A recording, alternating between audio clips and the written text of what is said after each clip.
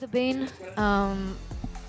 Shout out to a friend of mine. He's a Bane connoisseur. Yeah, oh, he's a His Bane name is connoisseur. Leo. Oh, He I likes to was say yeah. Mabuhay a lot. Yep, Yeah. yep. At your service, the atypical stuff. I think, I think this is a really interesting solution. Gentlemen, the composition for both of these teams have been set in stone. Remember, we are at match point. If NIP Flash don't force a game number 3, they will have to say goodbye to their tournament lives. And with that, let's welcome the Land of Dawn. It's Falcon's AP Bren on the blue side up against NIP Flash on the red.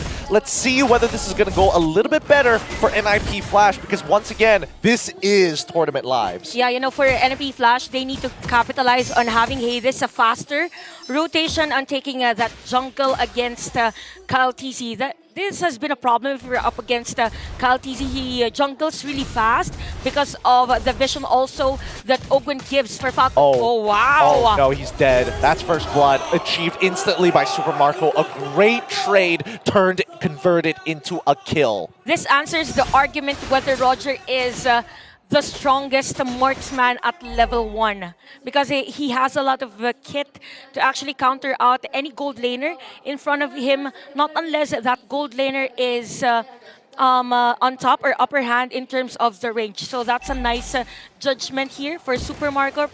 Very, very crucial for Ao.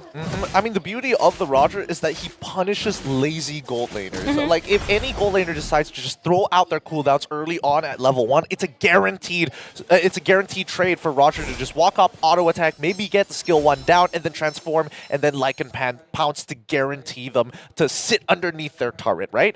So now that we have first blood coming in for Falcon's AP Bren, this is quite a significant lead for Super Marco, right? He has full control over his lane, and even Owl is calling over Edith to ensure that they get past this laning phase. This is going to be hard for them because for NMP Flash, as much as possible, you want to be JPL to be part of the team fight. But because of the lead of Super Marco, there might be a chance wherein NMP Flash will be forced to rotate on that lane.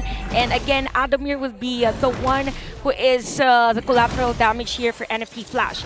So looking at the emblems, you all know that for Falcon's AP Bren, they're really more on the faster pacing of the game, more on a damage-centric type of lineup. So this is where the game would probably change in terms of tempo. Yep, here we go. As we see that Ogwen gets right on top of Adamir, followed up by the Nightmaric Spawn. They burst it down really, really quick. Hades, same level, final slash onto into the penalty zone. Oh, the fraction hits all 3, and the disengage did not work. It did not come from the right direction as Cortese and Adamir are on the run. Ogwen says, nah, I'll fish for 1 more. That's a triple kill from Kyle. You know what? Instead of a triple, make it a quad. No! He manages to get away. Owl hops away just in the time.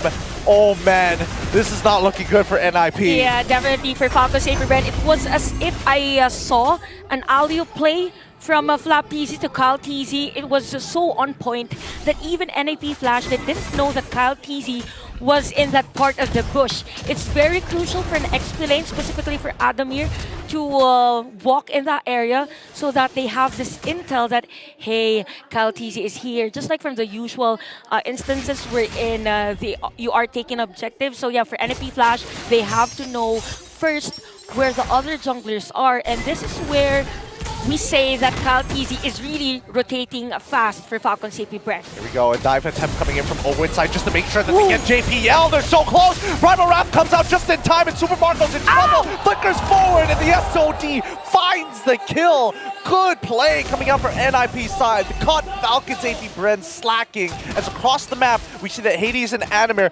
trying to regain some form of an advantage. For Falcon's AP Bren, it was a miscommunication or probably a miscalculation for them. The bottom lane didn't know that there was still an ultimate there for JPL, but still.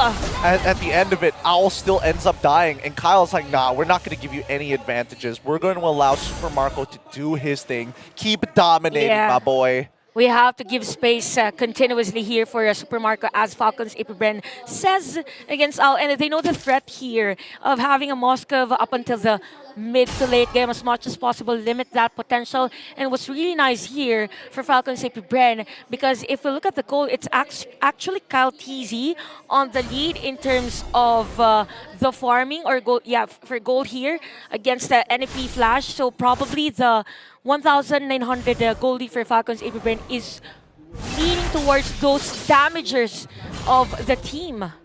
Yep, and it's doing really, really nicely, right? Especially since they are the main damage dealers. Adamir actually trading very effectively against Flap so far, really getting these resets off, making sure that Flap TZ barely touches him. That's the ult coming in from Kyle TZ, as NIP Flash understand that they are behind, but they've got to take some control. You see that JPL does walk up into the Nightmaric spot, and Ogun as well, forced to jump backwards, but it doesn't really matter who gets this turtle. It's about who finds the kill! And Adamir captures Flap TZ, predicting the flicker! That is the cross-map play that we are looking forward for NP Flash, which is actually a good thing. So for Falcon's AP Bren, they took the turtle and continue for team fight. Yep, and the Primal Wrath just gonna absolutely get shredded down. Kyle has a lot of damage, but it doesn't help that fused Chimeric spawn made sure that he didn't exactly have a clean line of sight against their aggressors. With that being said, a lane swap has commenced for NIP Flash, but Owl, he might be in trouble. He hopped over the wall, but Kyle's like, hopping over walls, that's my thing. Where are you going? Al says Kyle TZ. So, okay, another team fight at the bottom lane. It might be a kill for Falcon. Oh, Kurt TZ still is able to find the kill. I'm pretty sure Adamir wanted to go for more. He got the green light from Kurt to say this kill is done for, but now the rest of the team is looking to reinforce the bottom side of the map with 75 seconds left for the next neutral objective to spawn. Where's the next move we can expect to see from NIP Flash? Yeah, what's also interesting is that for NIP Flash, they're able to take down turrets as compared to Falcon's AP Bren. Now, looking at the itemization for JPL, he focused on building something that could be on the physical defense and also can do magic defense against Falcon's AP Bren. But for the gold laners, there is a 900 or 1,000 lead for Super Marco, which is very crucial because he now has the Windtalker more on the movement speed. Now for Al, it is the corrosion side. Also has the movement speed. It's all up to the other players now for Falcon's AP Bren and even for NFP Flash. Whether, when, and where they want to set up a play, because for the Moscow, as much as possible, you want it to be in a place where it's very tight. Oh, I mean, this may not be the tightest of spots, but Flap TZ setting it up really nicely for Kyle. It looks like Falcon's AP Bren are just supercharging their cores at this point of time because they know they have such a big lead. Why not double it? 2x it.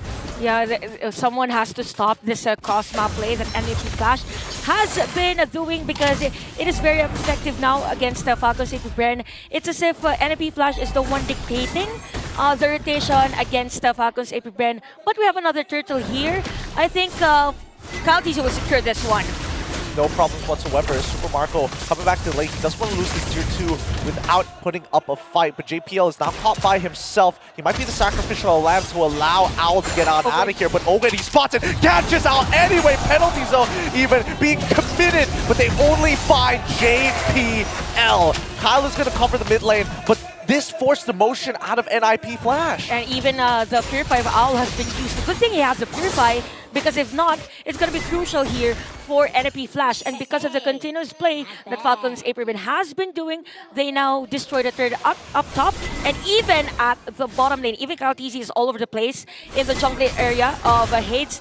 Now, the question here now for NP Flash, how will they capitalize on this ultimate that Hades has? Because so far, because of the single targeting or focusing on specific lanes that Falcon's AP Bren has been doing, there's no heavy team fight for NFP Flash. And that is where the hero of Hades is really needed.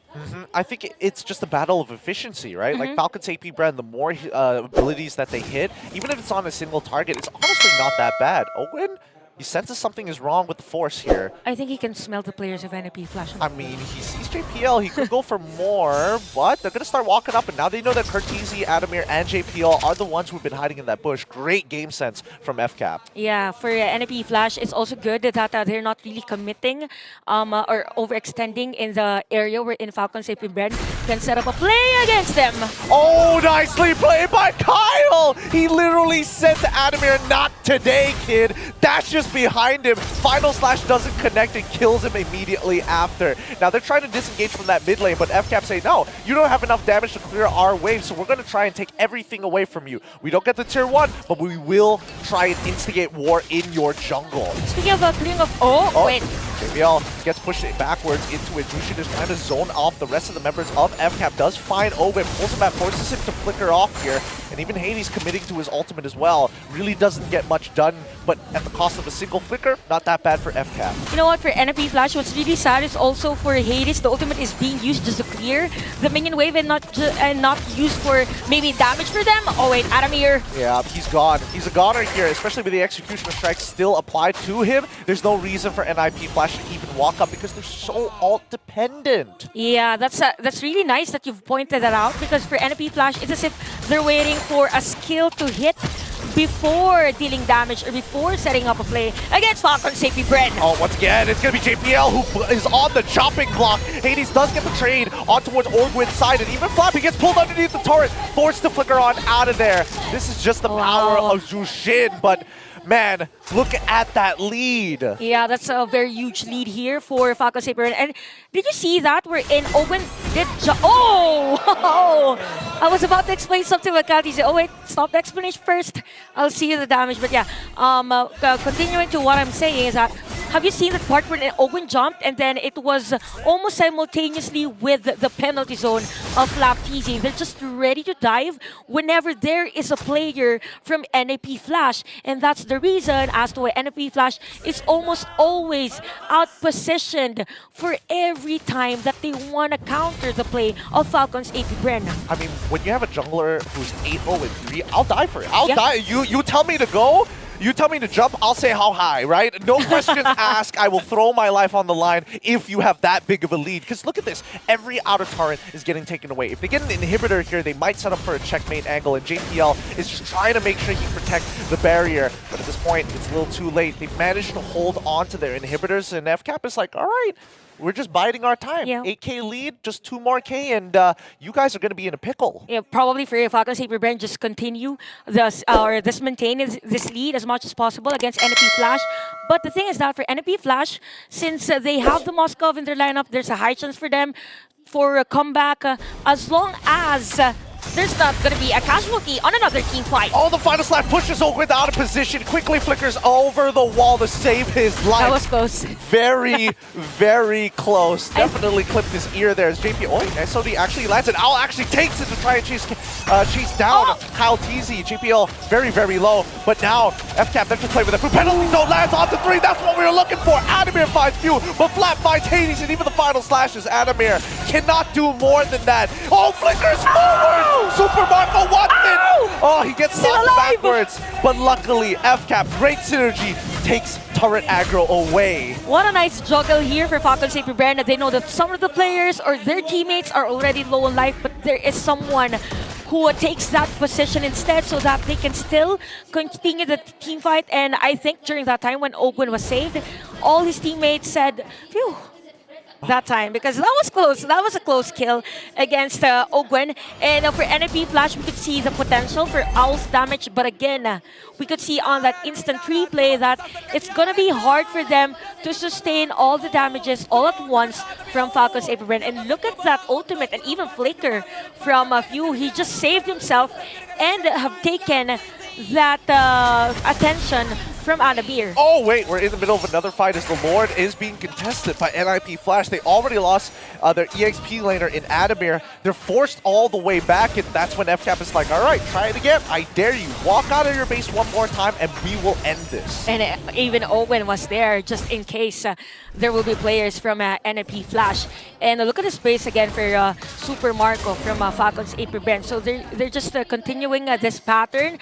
I mean, for NIP Flash, they will be up against a Lord again. It will be hard in terms of the clearing of minion wave. There's no really burst from the lineup. It's continuous damage from Curtizi. You don't want to use that ultimate of the Bane just to clear the minion wave, right? Probably more on the counter engage. So for Falcon's Aperben, they have a high chance to end this game as long as they destroy the turret up top. Okay, maybe there's some outplayability. I'm looking at the items. Trinity is already complete, as well as the Wind of Nature. Now with the Lord coming down through that mid lane, it's going to be a full front battle. Ogwyn charging up, does get on towards JPL's side. The Earth Shadow knocks him up, but Ogwyn is still alive. He can do this one more time as they're looking for an angle. Whoa!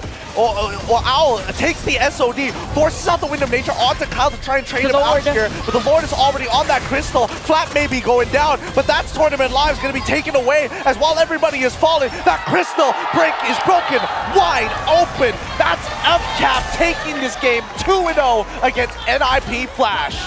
What a clean move again from Falcon's AP Bren with